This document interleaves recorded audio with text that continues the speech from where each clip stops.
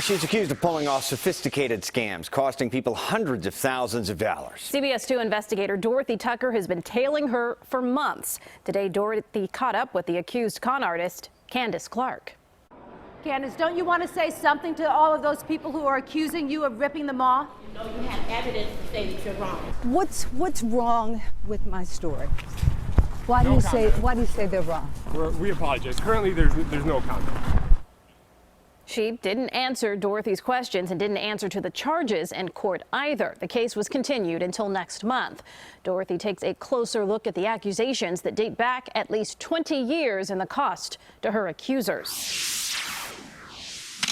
Police snapped the mugshot of Candace Clark shortly after she was arrested at a coffee shop in the Gold Coast. The 50-year-old Chicagoan faces 5 felonies. And the laws of the state of Illinois. One for impersonating a state employee. And that I will faithfully. Clark pretended to be the new director of special investigations for the state of Illinois. I'm Candace Clark. She produced 6 fake ceremonies where she hired more than 50 performers and never paid the nearly $21,000 she promised. I was not expecting all of this today. Clark also faces 4 theft charges. She's accused of scamming her way into 2 multi-million-dollar homes and never paying a cent in rent. Sheriff's Department! Clark was eventually evicted, Anybody home? but left owing the homeowners more than $80,000. The people behind the felonies are just a fraction of those accusing Clark of fraud. Altogether, we identified 86 people and companies that have lost money to Clark.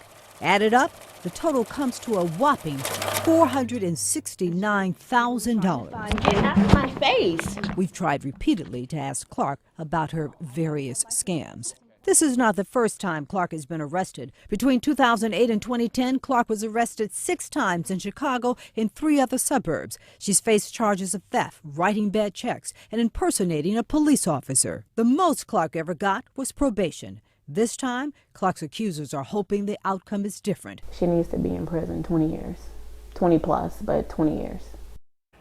Now, we continue to hear from more people who say they were conned by Clark. Tonight at 10, we'll talk to a woman who blames Clark for taking away the one thing she worked years to obtain.